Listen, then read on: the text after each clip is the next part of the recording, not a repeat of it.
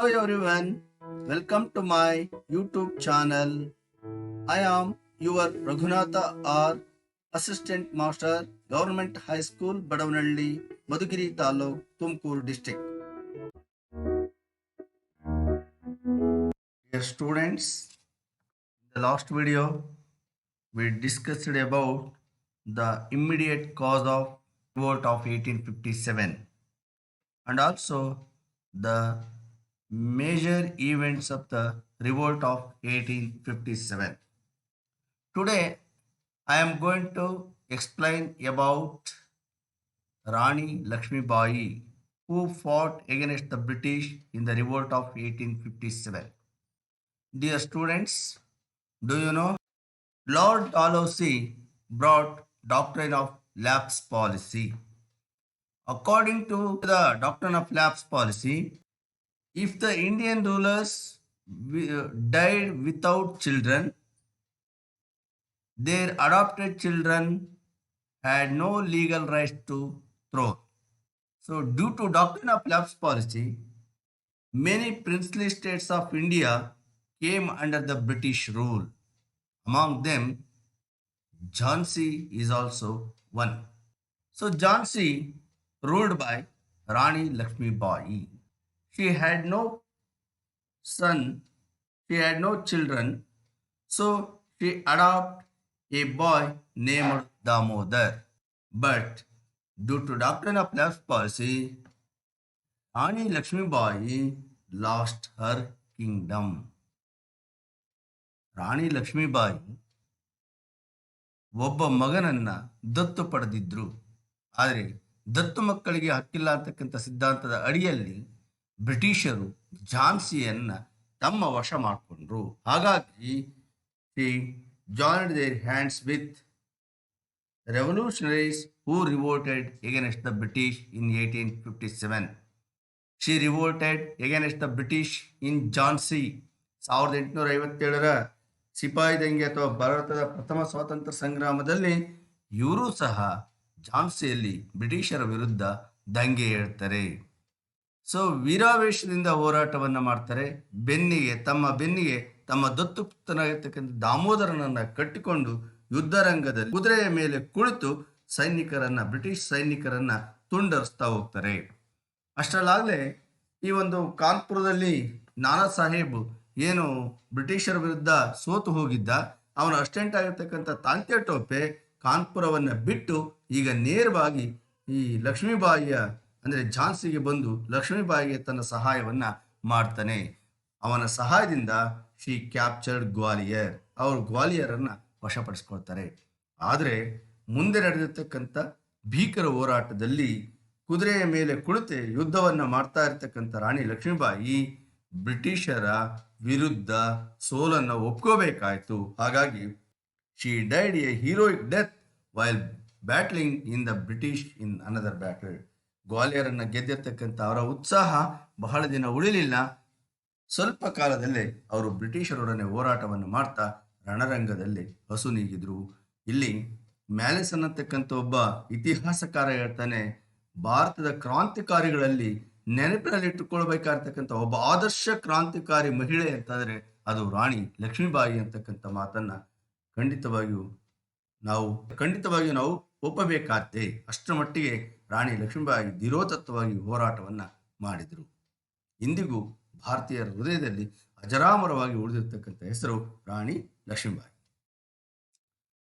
Dear students, now I am going to causes for the failure of the revolt or reason for the failure of the mutiny. ಈ ಒಂದು ದಂಗೆಯ ವಿಫಲತೆಗೆ ಕಾರಣಗಳೇನು ಅಂತಕ್ಕಂಥದ್ದನ್ನ ನಾವು ನೋಡೋಣ.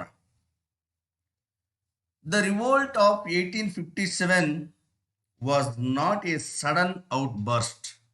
It was the result of many accumulated causes. Dear students, once again, the revolt of 1857 was not a sudden outburst. ಇದು ಇದ್ದಕ್ಕಿದ್ದಂತೆ ಆಸ್ಫೋಟಗೊಂಡಿರ್ತಕ್ಕಂಥ ಘಟನೆ ಅಲ್ಲ. It was the result of many accumulated causes. ಅನೇಕ ಘಟನೆಗಳು ಒಂದಕ್ಕೊಂದು ಕೂಡಿಕೊಂಡು ಆನಂತರವಾಗಿ ಸ್ಫೋಟಗೊಂಡಿರ್ತಕ್ಕಂಥದ್ದು. ಅಂದರೆ ಇದರಿಂದ ಹಲವಾರು ಅಂಶಗಳು ಅಡಕಾಗಿರ್ತಕ್ಕಂಥದ್ದನ್ನು ನಾವು ನೋಡಬಹುದು. Which needed only a spark to set off explosion. ಯಾಕಂತಂದರೆ ಇದು ಒಂದು ಕಿಡಿ ಅಷ್ಟೇ. ಇಲ್ಲಿ ನಡೆದಿರ್ತಕ್ಕಂಥ ಹೋರಾಟ ಒಂದು ಕಿಡಿ ಮಾತ್ರ. ಆದರೆ ಆ ಕಿಡಿಯನ್ನು ಹಚ್ಚಿರ್ತಕ್ಕಂಥ ಘಟನೆಗಳಿದಾವಲ್ಲ, ಅನೇಕ ಅಂಶಗಳು ಈ ಒಂದು ಕಿಡಿಗೆ ಸಾಕ್ಷಿಯಾಗಿದ್ವು. In the beginning, the Indians attained some victories, but finally, they had to bow down before the British army. ಆದರೆ ಅಂತಿಮವಾಗಿ ಇವರು ಬ್ರಿಟಿಷ್ ಸೈನ್ಯದ ಮುಂದೆ ಮಂಡಿಯೂರಿದರು. Actually, the following factors contributed to the failure of the revolt. ಹಾಗಾದ್ರೆ ಏನು failure ಆಗಲಿಕ್ಕೆ ಕಾರಣ ಏನು ಅಂತ ನಾವು ನೋಡಿದ್ರೆ, the revolt or mutiny did not cover every part of the country. ನೋಡಿ, ಮೊಟ್ಟ ಮೊದಲನೇ ಆಗಿರ್ತಕ್ಕಂಥ ಲೋಪ ಏನಪ್ಪ ಅಂತಾರೆ, it restricted only north India. It did not cover every part of the country. ಅಂದರೆ ದೇಶದ ತುಂಬೆಲ್ಲ ಕ್ರಾಂತಿ ನಡೀಲೇ ಇಲ್ಲ, ಕೇವಲ ಉತ್ತರ ಭಾರತಕ್ಕೆ ಮಾತ್ರ ಸೀಮಿತವಾಗಿತ್ತು. It was mainly concentrated on the issues of the rights of the kings and queens rather than the liberation of the country. ಬಹಳ ನೆನಪಲ್ಲಿ ಇಟ್ಕೋಬೇಕಾಗ್ತಕ್ಕಂಥದ್ದು, ಇದು ಕೇವಲ ರಾಜ ಮತ್ತು ರಾಣಿಯರ ಹಕ್ಕುಗಳಿಗೆ ಸಂಬಂಧಪಟ್ಟಿದ್ದು. ರಾಜ ಮತ್ತು ರಾಣಿಯರು ತಮ್ಮ ಹಕ್ಕುಗಳೇನು ಕಳ್ಕೊಂಡಿದ್ರು, ಅಂದರೆ ಅವರೇನ ಬ್ರಿಟಿಷರಿಂದ ಡಿಥ್ರೋನ್ ಅಥವಾ ಪದಚ್ಯುತಗೊಂಡಿದ್ರು, ತಾವು ಪದಚ್ಯುತಗೊಂಡಿರ್ತಕ್ಕಂಥ ಸ್ಥಾನಗಳನ್ನು ಮತ್ತೆ ಪಡೆಯಲಿಕ್ಕಾಗಿ ತಮ್ಮ ಹೋರಾಟವನ್ನು ಕೇಂದ್ರೀಕರಿಸಿದ್ರೆ ಹೊರತು ದೇಶವನ್ನು ಸ್ವತಂತ್ರಗೊಳಿಸ್ಬೇಕಂತಕ್ಕಂಥ ಉದ್ದೇಶವನ್ನು ಅವರು ಹೊಂದಿರಲಿಲ್ಲ. ಹಾಗಾಗಿ ಈ ಒಂದು ದಂಗೆ ಇರ್ತಕ್ಕಂಥದ್ದು ಕೇವಲ ರಾಜರ ಹಕ್ಕುಗಳನ್ನು ಮರಳಿ ಪಡೆಯಲಿಕ್ಕೆ ಮಾತ್ರ ಸೀಮಿತವಾಗಿತ್ತು. ಇದು ಈ ಒಂದು ಸಾರ್ವಜನಿಕರ ಬೆಂಬಲವನ್ನು ಪಡೆಯುವಲ್ಲಿ ವಿಫಲವಾಯಿತು. It was not a planned mutiny. Actually, 31st May 1857, 31st May 1857, May ತಿಂಗಳ 31ನೇ ತಾರೀಕು 1857, it was the fixed as the date of the revolution. ಈ ಒಂದು ಕ್ರಾಂತಿ ಯಾವಾಗ ಆಗಬೇಕು ಅಂತಂದೇಳಿ ಎಲ್ಲ ಮಾತಾಡ್ಕೊಂಡಿದ್ರಪ್ಪ ಅಂದರೆ 31 ಮೇ 1857ರಲ್ಲಿ ದಂಗೆ ಎದ್ದಾಳಬೇಕು ಇಡೀ ಭಾರತದಾದ್ಯಂತ ಅಂತಕ್ಕಂಥ ಒಂದು ಪ್ಲಾನ್ ಅನ್ನು ಹಾಕೊಂಡಿದ್ರು. ಆದರೆ but the revolution burst out before the fixed date. ಆ ಫಿಕ್ಸ್ಡ್ ಡೇಟ್ಗಿಂತ ಮುಂಚೆನೆ ಈ ರೆವಲ್ಯೂಷನ್ ಅಂತಕ್ಕಂಥದ್ದು ಅಥವಾ ರಿವೋಲ್ಟ್ ಅಂತಕ್ಕಂಥದ್ದು ನಡೀತು. ಹಾಗಾಗಿ ತಾವು ಪ್ಲಾನ್ ಪ್ರಕಾರ ಏನು ಮಾಡ್ಕೊಂಡಿದ್ರು ಅದ್ರ ಪ್ರಕಾರ ನಡೆದಿದ್ರೆ ಬಹುಶಃ ಭಾರತದಾದ್ಯಂತ ದಂಗೆ ನಡೀತಾ ಇತ್ತು. ದಂಗೆ ಎಲ್ಲಿ ಆಗ್ತಾ ಐತೆ ಅನ್ನೋದ್ರ ಬಗ್ಗೆ ಮಾಹಿತಿ ಸಿಗ್ತಾ ಇರಲಿಲ್ಲ, ಯಾಕಂದ್ರೆ ಆಗ ಈಗಿನಷ್ಟು ಮಾಧ್ಯಮಗಳು ಇರಲಿಲ್ಲ. ಹಾಗಾಗಿ ದೂರದಲ್ಲಿರ್ತಕ್ಕಂಥ ದಕ್ಷಿಣ ಭಾರತದೀಯರಿಗೆ ಉತ್ತರ ಭಾರತದಲ್ಲಿ ಏನಾಗ್ತಾ ಇರ್ತಕ್ಕಂಥ ವಿಚಾರ ಗೊತ್ತಾಗ್ತಾ ಇರಲಿಲ್ಲ. ಪರಿಣಾಮವಾಗಿ ದಕ್ಷಿಣ ಭಾರತದವರು ದಂಗೆಯಿಂದ ದೂರನೇ ಉಳ್ಕೊಂಡ್ರು. The unity among the British and the disunity among the Indian soldiers resulted in failure or lack of unity among Indian soldiers. ಭಾರತೀಯ ಸೈನಿಕರಲ್ಲಿ ಒಗ್ಗಟ್ಟು ಅಂತಕ್ಕಂಥದ್ದಿರಲಿಲ್ಲ, ಆದರೆ ಅದೇ ಬ್ರಿಟಿಷರ ಸೈನಿಕರಲ್ಲಿ ಒಗ್ಗಟ್ಟಿತ್ತು. The mutiny lacked direction and leadership. The command of the English army was in the hands of experienced generals. ಇಲ್ಲಿ ಯಾರು ಇರಲೇ ಇಲ್ಲ. ಒಂದು ಎಕ್ಸ್ಪೀರಿಯನ್ಸ್ ಆಗಿರ್ತಕ್ಕಂಥ ನಾಯಕತ್ವ, ಒಂದು ಅವ್ರಿಗೆ ಅನುಭವ ಇರ್ತಕ್ಕಂಥ ಒಬ್ಬ ನಾಯಕ ಇವರಿಗೆ ಸಿಕ್ಕಲಿಲ್ಲ. ಎಕ್ಸೆಪ್ಟ್ ತಾತ್ಯಾ ಟೋಪೆ ಮತ್ತು ಝಾನ್ಸಿ ರಾಣಿ ಲಕ್ಷ್ಮೀಬಾಯಿ ಅಂತ ಅವರನ್ನು ಬಿಟ್ಟರೆ ಒಳ್ಳೆ ಆದರ್ಶವಾಗಿರ್ತಕ್ಕಂಥ ಕ್ರಾಂತಿಯನ್ನು ಮುನ್ನಡೆಸ್ತಕ್ಕಂಥ ನಾಯಕರು ಇರಲಿಲ್ಲ. ಆದರೆ ಬ್ರಿಟಿಷ್ನವ್ರಿಗೆ ಒಂದು ಒಳ್ಳೆ ನಾಯಕತ್ವ ಅಂತಕ್ಕಂಥದ್ದು ಇತ್ತು. ಹಾಗಾಗಿ ಅವರ ಜನರಲ್ಗಳೇನಿದ್ರು ಆ ಜನರಲ್ಗಳು ಅಥವಾ ಕಮಾಂಡರ್ಗಳು ಸೈನ್ಯವನ್ನು ಸರಿಯಾದ ದಿಕ್ಕಿನತ್ತ ನಡೆಸಿ ಭಾರತೀಯ ಸೈನಿಕರನ್ನ ಮಣಿಸಿದ್ರು. The freedom fighters lacked a definite aim. ಇವ್ರಿಗೆ ಗುರಿನೇ ಇಲ್ಲ, ಎಲ್ಲೋ ಒಂದು ಕಡೆ ದಂಗೆ ಎದ್ದಾಳ್ತಾ ಇದ್ರು. ನೋಡಿ, ಮೀರತ್ತಲ್ಲಿ ದಂಗೆ ಎದ್ದಿರ್ತಕ್ಕಂಥವ್ರು ಡೆಲ್ಲಿಗೆ ಹೋದ್ರು. ಡೆಲ್ಲಿಯಲ್ಲಿ ಅವರನ್ನ ಸಪ್ರೆಸ್ ಮಾಡಿದಾಗ ಅಥವಾ ದಮನಿಸಿದಾಗ ಮುಂದೆ ಏನು ಮಾಡಬೇಕು ಅಂತಕ್ಕಂಥ ಗುರಿಯನ್ನ ಇವರು ಹೊಂದಿರಲೇ ಇಲ್ಲ. ಹಾಗಾಗಿ ಮುಂದೆ ಏನು ಮಾಡಬೇಕು ಅಂತಕ್ಕಂಥ ಗೊತ್ತು ಗುರಿ ಇಲ್ಲದೆ ಇರ್ತಕ್ಕಂಥವ್ರು ಬಹು ಸುಲಭವಾಗಿ ಬ್ರಿಟಿಷರ ವಿರುದ್ಧ ಇವರು ಹೋರಾಟವನ್ನು ಮಾಡದೆ ಮಂಡಿಯೂರಬೇಕಾಯಿತು. Lack of discipline and modern weapons with the Indian Army. The Indian Army had no unity and discipline, whereas the English Army was well trained and disciplined. ನೋಡಿ, ಇವ್ರಿಗೆ ಒಳ್ಳೆ ಡಿಸಿಪ್ಲಿನ್ ಇತ್ತು, ಶಿಸ್ತಿತ್ತು ಬ್ರಿಟಿಷ್ ಸೈನಿಕರಲ್ಲಿ, ಮಾಡರ್ನ್ ವೆಪನ್ಸ್ ಇತ್ತು. ಆದರೆ ಭಾರತೀಯ ಸೈನಿಕರಲ್ಲಿ ಆಧುನಿಕ ಉಪಕರಣಗಳು ಇರಲಿಲ್ಲ. ಅದೇ ಕತ್ತಿ ಮತ್ತು ಗುರಾಣಿಯನ್ನು ಹಿಡ್ಕೊಂಡೇ ಯುದ್ಧ ಮಾಡ್ತಾ ಇದ್ರು. ಹಾಗಾಗಿ ಬಹುಬೇಗ ಬ್ರಿಟಿಷರಿಂದ ಸೋಲನ್ನು ಒಪ್ಕೋಬೇಕಾಯಿತು. The Indian soldiers lacked military strategies, planning capabilities and soldiering skills. The Indian soldiers lacked military strategies. ಇವರು ಯಾವುದೇ ರೀತಿಯಾಗಿರ್ತಕ್ಕಂಥ ತಂತ್ರಗಾರಿಕೆ ಗೊತ್ತಿಲ್ಲ. ಆದ್ರಿಂದ ಬ್ರಿಟಿಷರ ತಂತ್ರಗಾರಿಕೆಯ ಮುಂದೆ ಭಾರತೀಯ ಸೈನಿಕರ ಆಟ ನಡೆಯಲಿಲ್ಲ. The freedom fighters lacked a definite. Many of the Indian kings extended their loyalties to the British and did not support the freedom fighters. Many Indian kings did not support the freedom fighters. They stay away from the revolt. Like ಯಾರ್ಯಾರು? The rulers of Patiala, Jind, Gwalior, Hyderabad, Nabha, Jaipur, so many kings stay away from the revolt. They helped the English through possible means. They helped the British. ಸಾಧ್ಯ ಆದಷ್ಟು ಬ್ರಿಟಿಷರಿಗೆ ಸಹಾಯವನ್ನು ಮಾಡಲಿಕ್ಕೆ ಅವರು ಒಪ್ಕೊಂಡ್ರು. ಇದಕ್ಕೆ ಹೇಳ್ಬೇಕಂತಂದರೆ ದೆಹಲಿಯಲ್ಲಿರ್ತಕ್ಕಂಥ Bahadur Shah second ಅಥವಾ ಬಹದ್ದೂರ್ ಶಾ ಜಫರ್ ಏನಿದ್ದ, ಅವನು ಬ್ರಿಟಿಷರೊಂದಿಗೆ ರಹಸ್ಯ ಒಪ್ಪಂದವನ್ನು ಮಾಡ್ಕೊಂಡಿದ್ದ. ಇವನು ಹಾಫ್ ಹಾರ್ಟೆಡ್, ಅರ್ಧ ಮನಸ್ಸಿನಿಂದ ಭಾರತೀಯ ಸೈನಿಕರ ಜೊತೆ ಕ್ರಾಂತಿಯನ್ನು ಮಾಡಲಿಕ್ಕೆ ಒಪ್ಕೊಂಡಿದ್ದ. ಬಲವಂತವಾಗಿ ಇವನನ್ನು ರಾಜ ಅಂತೇಳಿ ಘೋಷಣೆ ಮಾಡಿದಾಗ ಅವನಿಗೆ ಅದರಲ್ಲಿ ಕೂತ್ಕೊಳ್ಳಿಕ್ಕೆ ಮನಸ್ಸೇ ಇರಲಿಲ್ಲ. ಇವನು ಬ್ರಿಟಿಷರೊಂದಿಗೆ ಒಪ್ಪಂದವನ್ನು ಮಾಡಿಕೊಂಡು ನಾನು ತಟಸ್ಥವಾಗಿರ್ತೀನಿ ಅಂತಕ್ಕಂಥ ರೀತಿಯಲ್ಲಿ ಅವನು ಇದ್ದ. ಹಾಗಾಗಿನೇ ಈ ಒಂದು ಮ್ಯುಟಿನಿ ಸಕ್ಸಸ್ಸನ್ನು ಕಾಣಲಿಕ್ಕೆ ಆಗಲಿಲ್ಲ. ಜೊತೆಗೆ ಅನೇಕ ಸೈನಿಕರು ಇದೇ ಒಂದು ಸಂದರ್ಭವನ್ನು ಬಳಸ್ಕೊಂಡು ಕೊಳ್ಳೆಯನ್ನು ಹೊಡೆದ್ರು. ಎಲ್ಲೆಲ್ಲಿ ಸಾಧ್ಯ ಆಗುತ್ತೋ ಅಲ್ಲೆಲ್ಲ ಶ್ರೀಮಂತ ರೈತರು, ಜಮೀನ್ದಾರರು ಅಥವಾ ಬೇರೆ ಬೇರೆಯವರ ಆಸ್ತಿ ಪಾಸ್ತಿಗಳನ್ನು, ಹಣವನ್ನು ಕೊಳ್ಳೆ ಹೊಡೆಯೋದ್ರ ಮೂಲಕ ಇವರು ಜನರ ಮನಸ್ಸನ್ನು ಗೆಲ್ಲುವಲ್ಲಿ ವಿಫಲರಾದರು. ಈ ಎಲ್ಲ ಕಾರಣಗಳಿಂದ 1857ರ ಸಿಪಾಯಿ ದಂಗೆ ಅಂತಕ್ಕಂಥದ್ದು ವಿಫಲತೆಯನ್ನು ಹೊಂದಿತು. Dear children, now we are going to discuss about the result of the mutiny. ಹಾಗಾದರೆ ಏನು ಫಲಿತಾಂಶವನ್ನು ಕೊಡ್ತು, ಇದರಿಂದ ಆಗ್ತಕ್ಕಂಥ ಕಾನ್ಸಿಕ್ವೆನ್ಸ್, ಪರಿಣಾಮಗಳೇನು ಅಂತಕ್ಕಂಥದ್ದನ್ನು ನಾವು ನೋಡೋದಾದರೆ, revolt of 1857 deeply influenced the relationship between English and the Indian rulers, and it brought about some fundamental changes in the administrative system of India. ಇದು ಅನೇಕ ಬದಲಾವಣೆಗಳಿಗೆ ನಾಂದಿಯನ್ನು ಹಾಡ್ತು.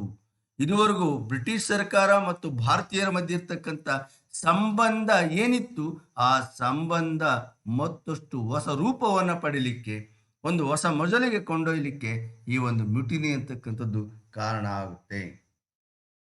ಸೊ ಆಡಳಿತಾತ್ಮಕವಾಗಿ ಬ್ರಿಟಿಷರು ಕೆಲವೊಂದು ಬದಲಾವಣೆಗಳನ್ನು ಈ ಒಂದು ಮ್ಯುಟಿನಿಯಿಂದ ತರಂಗಾಯಿತು. The following were the significant results of the revolt. ಈ ಕೆಳಕಂಡಿರ್ತಕ್ಕಂಥ ಅಂಶಗಳು ಈ ಒಂದು ಕ್ರಾಂತಿಯಿಂದಾಗಿರ್ತಕ್ಕಂಥ ಬದಲಾವಣೆಗಳು ಅಥವಾ ಪರಿಣಾಮಗಳು ಅಂತ ಹೇಳ್ಬಿಟ್ಟು ನಾವು ಹೇಳ್ಬೋದು.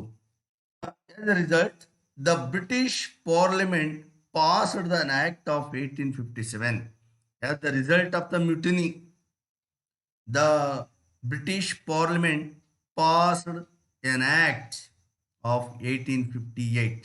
1858ರ ಒಂದು ಕಾಯ್ದೆಯನ್ನು ಇದು ಜಾರಿಗೆ ತಂತು, which came to be known as the Act of the Transfer of Policy.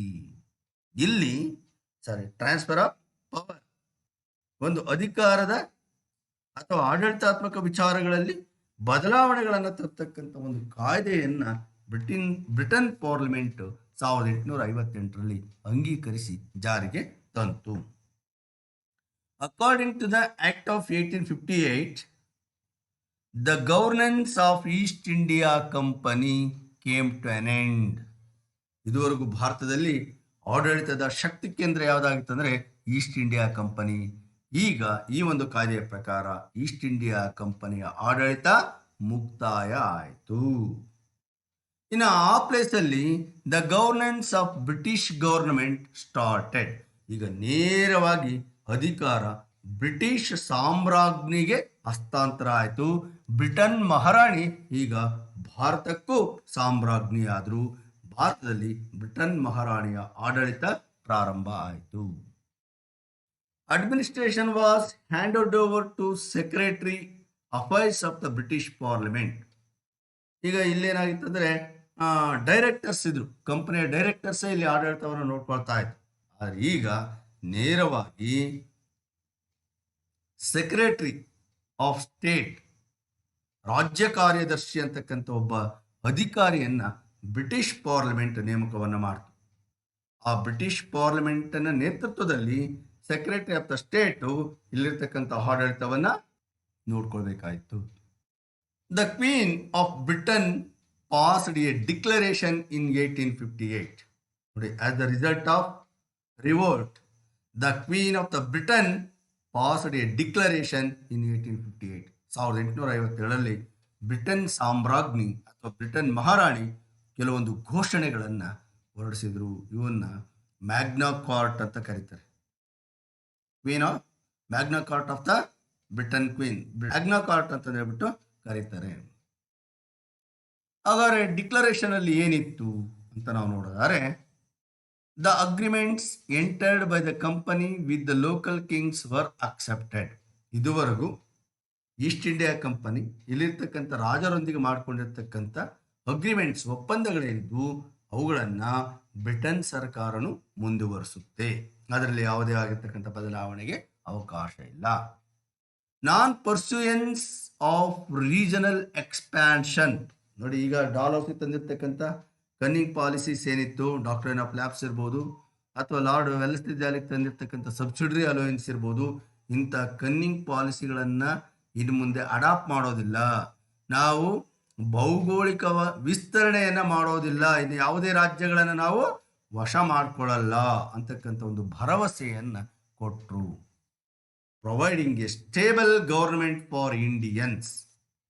ಇನ್ನು ಭಾರತೀಯರಿಗೆ ಒಂದು ಸ್ಥಿರವಾಗಿರ್ತಕ್ಕಂಥ ಗವರ್ಮೆಂಟ್ ಅನ್ನು ನಾವು ಕೊಡ್ತೀವಿ. Equality before the law. ಇದುವರೆಗೂ ಏನಿತ್ತು ನಾವು ನೋಡಿದ್ವಿ, ಕೋರ್ಟಲ್ಲಿ ಒಬ್ಬ ಯುರೋಪಿಯನ್ ಮೇಲೆ ನಾವು ಕೇಸ್ ಹಾಕಿದರೆ ಯುರೋಪಿಯನ್ನನಿಗೆ ಅಪರಾಧದಿಂದ ಮುಕ್ತಿ ಸಿಗ್ತಾ ಇತ್ತು, ಅವನ ಮೇಲೆ ಯಾವುದೇ ಕೇಸು ನಡೀತಾ ಇರಲಿಲ್ಲ. ಆದರೆ ಈಗ ಹೇಳ್ತಾರೆ all are equal before law, ಕಾನೂನಿನ ಮುಂದೆ ಎಲ್ಲರೂ ಸರಿಸಮಾನರು ಅಂತಕ್ಕಂಥ ಭರವಸೆಯನ್ನು ಕೊಟ್ಟರು. Non interference of the government in religious issues of Indians and practising religious tolerance.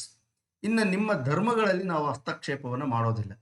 ಬಹುಶಃ ಅವರ ಅರ್ಥ ಆಗಿರಬೇಕು, ಈ ಒಂದು ರಿವೋಲ್ಟ್ ಆಫ್ 1857 ಕಾರಣ ನಾವು ಧರ್ಮ ಬಾಹಿರರನ್ನಾಗಿ ಮಾಡ್ಲಿಕ್ಕೆ ಹೋಗಿದ್ದು.